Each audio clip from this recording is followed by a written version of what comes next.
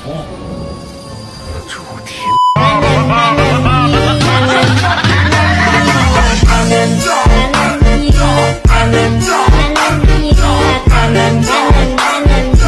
Di sebuah kota kerajaan neraka yang dihuni oleh para iblis, terdapat sebuah lembah neraka yang kini menjadi danau, di mana dahulunya lembah itu seharusnya menjadi tempat tinggal bagi para iblis di kerajaan neraka, tapi sekarang menjadi danau yang indah.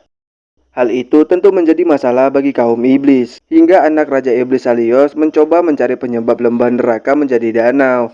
Ketika dia mencari penyebabnya, dia menemukan sebuah karung yang berisikan setengah kepala dari seorang penyihir, dan itulah penyebab dari lembah yang menjadi danau. Menurut penjaga pintu neraka, 10 hari yang lalu saat dia didatangi oleh seorang penyihir, penyihir itu membuang karung tersebut ke dalam lembah yang tak tahu isinya apa. Jauh di barat, terdapat kerajaan Terasia, di sanalah penyihir itu tinggal. Penyihir itu juga merupakan penyihir dalam legenda. Selain memiliki hidup abadi, dia juga memiliki kekuatan yang amat kuat, yang dikenal sebagai penyihir manusia. Saking lamanya dia hidup, dia sering muncul di buku sejarah umat manusia, yang terkadang menjadi malaikat dan iblis. Kemudian, Alios pergi menuju rumah penyihir itu. Sesampainya di sana, Alios langsung mengikatnya dan mencoba menyeretnya untuk ikut dengannya.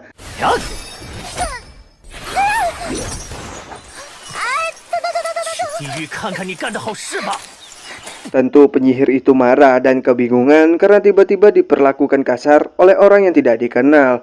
Tapi ketika Alios menunjukkan karung itu, seketika Manao langsung tersipu malu dan ikut bersama Alios. Kemudian Manao dibawa bertemu dengan Raja Iblis Neraka. Dia mengaku salah dan meminta maaf kepadanya. Dia juga akan membantu membangun kembali kota yang telah rusak akibat dirinya. Karena perilakunya yang baik, dengan senang hati Raja Iblis memaafkannya dan memintanya untuk pergi membawa sebagian kepalanya itu. Kemudian dengan kekuatannya, Manao membangun kota yang rusak dengan sangat cepat, hingga para iblis senang dengan hal tersebut.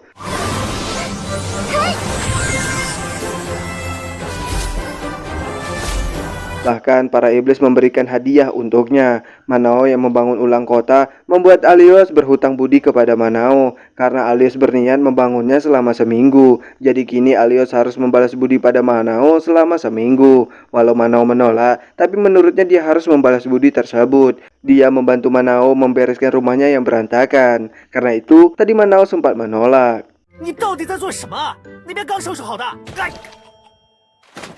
Emosi dengan pola hidup Manao yang kacau, Alios mencoba memperbaiki pola hidup Manao. Setiap harinya Alios selalu emosi dengan kebiasaan hidup Manao yang kacau. Karena hal itu membuat Manao tidak tahan lagi dan mengusirnya.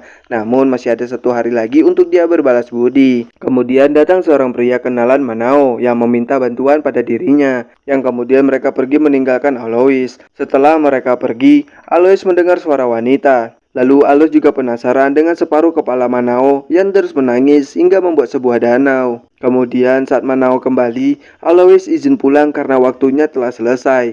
Manao yang sempat menolak bantuan Alois karena sebenarnya dengan sihirnya Manao dapat membersihkan rumahnya dengan sangat cepat. Sementara Alois masih kepikiran dengan Manao, yang kemudian Alois pun memutuskan untuk menemui Manao dan memberontak atas tahta yang akan diberikan pada dirinya.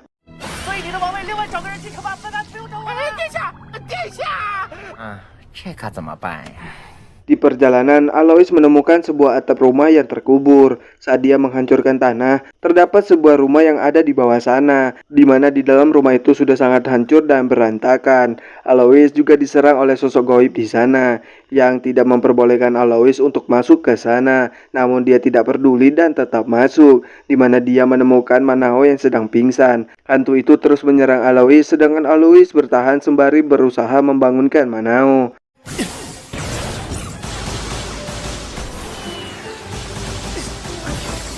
Hingga saat Manao terbangun, serangan itu pun terhenti. Namun saat terbangun, Manao menangis kencang yang membuat banjir, hingga membuat mereka terlempar keluar. Setelah itu Manao heran kenapa Alois kembali lagi. Tapi Alois beralasan kalau Alois memastikan kalau Manao memerlukan bantuan dirinya. Ternyata Manao memang memerlukan bantuannya. Saat bersih-bersih di rumah, Manao membutuhkan bantuan. Saat dilihat ternyata Manao kembali memasang kepalanya, yang hal itu membuat Alois terkagum dengan kecantikan Manao. 事？歪了吗？没有啊。你哪里不舒服吗？ Manao akan membuat sebuah senjata ajaib di mana ketika akan membuatnya, Manao akan sangat fokus pada tujuannya hingga Alois menjaganya selama beberapa hari. Setelah selesai membuatnya, Manao melantunkan mantra yang dapat menghancurkan matanya sendiri agar tidak menangis lagi. Namun hal itu dihentikan oleh Alois, di mana jika Manao tidak ingin menangis lagi, maka yang harus dia lakukan adalah melupakan hal yang dapat membuatnya menangis, dan Alois akan membantunya dalam hal tersebut. Kemudian mereka pergi ke sebuah makam, di mana makam-makam di sana merupakan teman-teman dari Manao yang telah pergi. Manao dengan senang menceritakan tentang teman-temannya hingga larut malam. Saat berada di rumah, Alois merasakan ada arwah yang berada di rumah Manao. Jadi dia berniat melenyapkan mereka. Namun salah satu dari mereka memohon agar dia berhenti melakukan hal itu. Kemudian mereka menjelaskan kalau ternyata mereka adalah teman-teman yang diceritakan oleh Manao. Mereka yang berada di sana karena hanya ingin menemani Manao. Namun karena keberadaan mereka lah membuat Manao semakin tenggelam dalam penderitaan. Walau tak dapat melihat mereka, Manao masih merasakan keberadaan mereka. Setelah berdiskusi, mereka akan pergi, tapi mereka meminta Alois untuk menjaga Manao untuk mereka. Kemudian Bella membagi ingatan mereka pada Alois, di mana dalam ingatan tersebut dirinya dipaksa menikah dengan raja di negara lain. Bertepatan itu mereka sedang berperang, yang mana suami Bella menggunakan seorang penyihir untuk ikut serta dalam peperangan, yang hal itu dengan mudah membuat mereka menang telak. Sementara Bella selaku istri tidak diperlakukan selayaknya istri, melainkan seperti budak. Namun Bella memiliki hati yang baik. Melihat kejadian itu membuat Manao tak lagi membantu raja dan memilih memulangkan Bella kepada orang tuanya. Namun kepulangan Bella membuat ibunya panik dan memohon kepada Manao untuk membawa Bella pergi dari sana. Karena ibunya juga seorang Sandra 200 tahun yang lalu, yang mana mereka yang dari negeri Wudan yang penduduknya merupakan seorang penyihir dipaksa imigrasi ke negeri Jing. Mereka diminta meneliti sihir demi pasukan. Setiap kali raja negara Jing yang baru naik tahta, mereka meminta masyarakat Wudan untuk menghadirkan keluarga kerajaan sebagai Sandra. Jadi jika dia pergi, rekan satu negara mereka akan menderita. Maka dari itu Bella harus pergi untuk bisa hidup tanpa penderitaan. Mendengar itu Manao pun akan membawa Bella pergi. Dia juga akan melatih Bella agar dapat menggunakan sihir lebih baik. Setelah beberapa minggu Bella terus dilatih oleh Manao.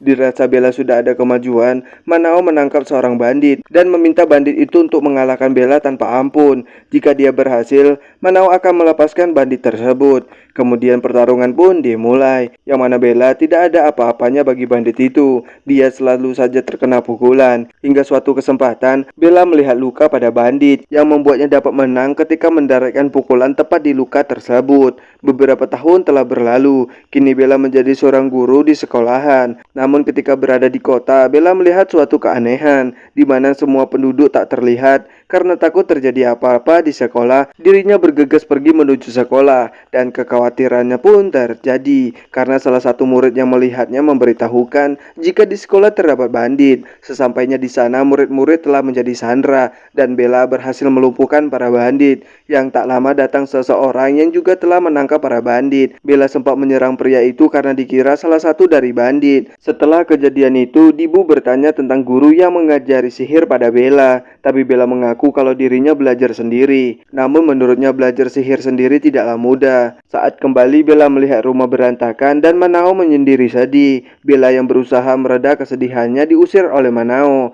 Manao yang seperti itu setelah dirinya menerima surat dan didatangi oleh seseorang. Sementara Bella yang akan kembali pada Manao mendapatkan serangan sihir dari Dibu. Dia sudah menduga jika Bella mengenal Manao, jadi dia terus menyerang hingga Manao datang menyelamatkan Bella. Melihat Manao datang, Dibu langsung meminta maaf dan dia berkata jika dia tidak berniat menyakiti Bella. Dia melakukan itu untuk bertemu dengannya. Dibu hanya ingin bertanya kepada Manao tentang kabar dari seorang penyihir lainnya. Diceritakan kalau Dibu seorang yatim piatu yang saat bayi terdampar di sebuah pulau yang dipungut oleh seorang penyihir dan diangkat sebagai muridnya. Saat dia mulai tumbuh dewasa, penyihir itu meninggalkannya dengan sepucuk surat yang mengatakan agar dia pergi mencari kehidupan manusianya. namun Dibu masih belum lepas dari si penyihir. Selama bertahun-tahun dia terus mencari dirinya, tapi sampai saat ini dia masih belum menemukannya. Manao pun mengatakan jika penyihir yang dimaksud telah kembali ke surga,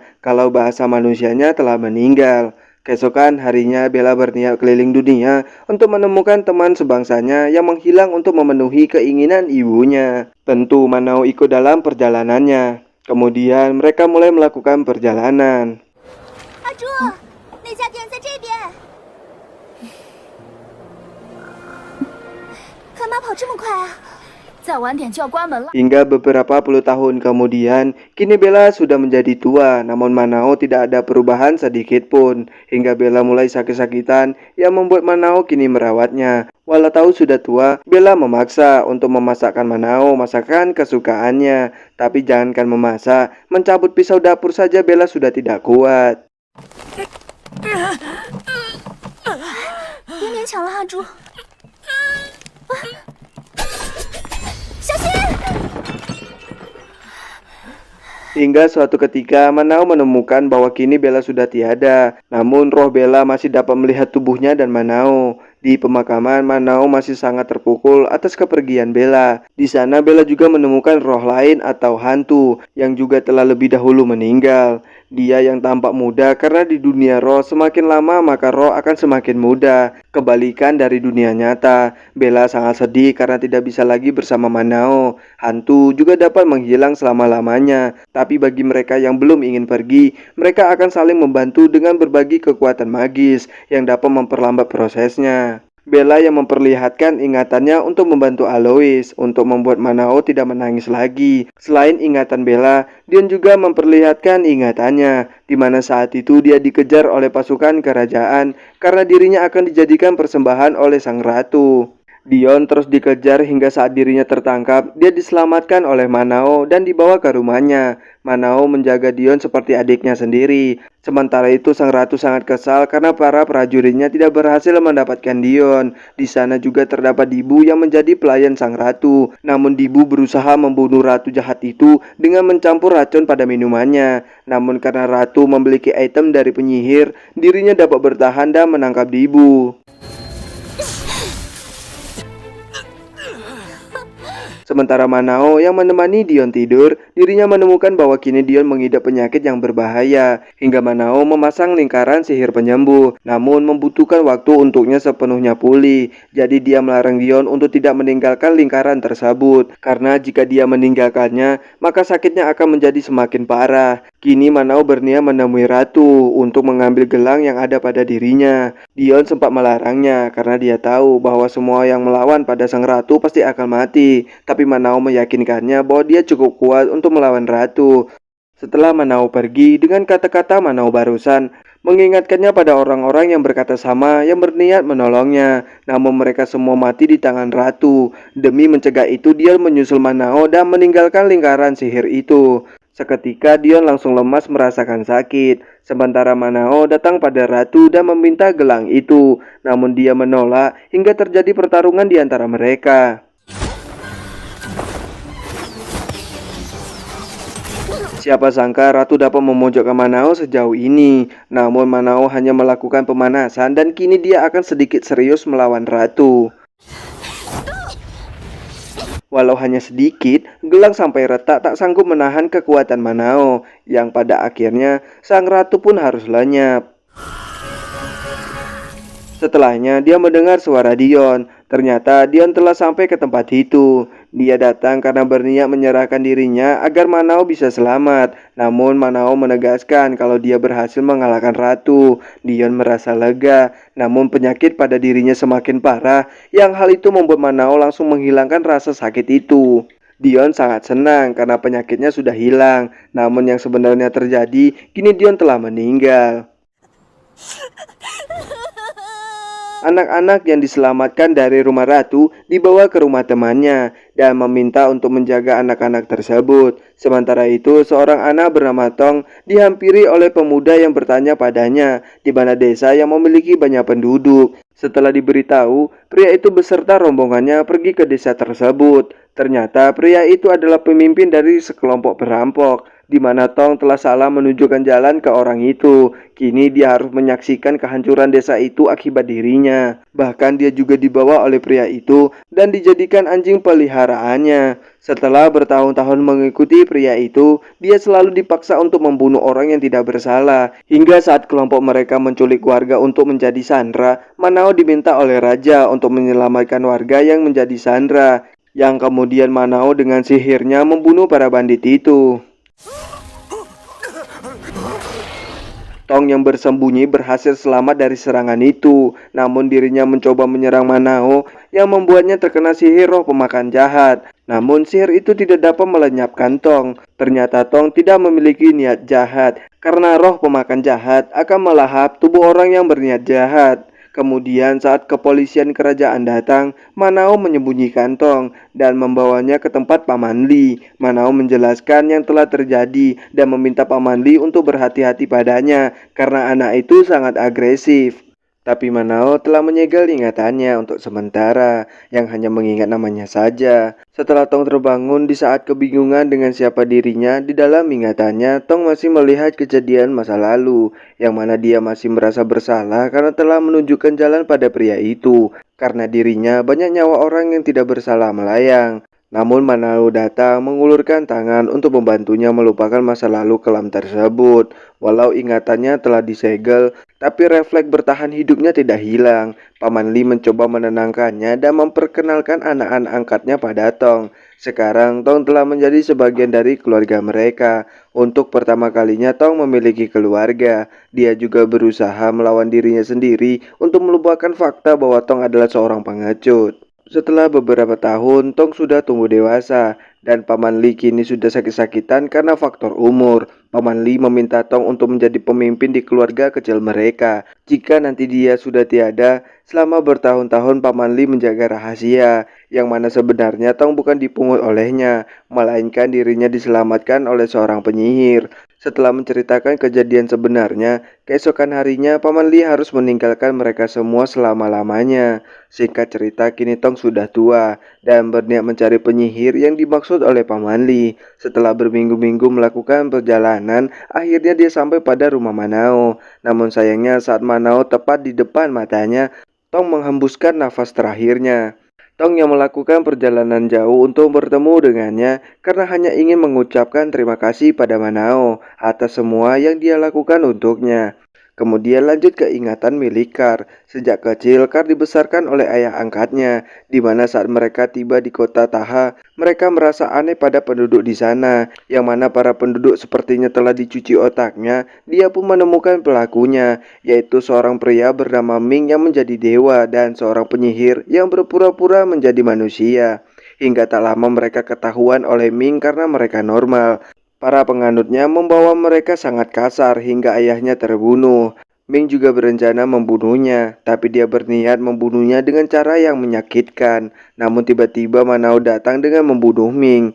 Manao juga meminta penyihir itu untuk pergi dari sana. Sebelumnya Manao sempat meminta mereka untuk pergi, namun mereka tak peduli. Jadi kali ini Manao tidak tinggal diam jika dia tidak pergi. Saat Kar sangat bersedih atas kematian ayahnya, kemudian Manao dan Kar pergi ke ruang bawah tanah. Mereka terus menelusuri lorong hingga menemukan sebuah ruangan, di mana Manao merasakan jika ruangan itu dipenuhi iblis, yang mana Ming berencana memanggil iblis menggunakan lingkaran iblis. Dalam pemanggilan iblis, Ming menggunakan seluruh penduduk kota sebagai tumbal. Jadi Manao membuat rencana untuk menyelamatkan penduduk kota.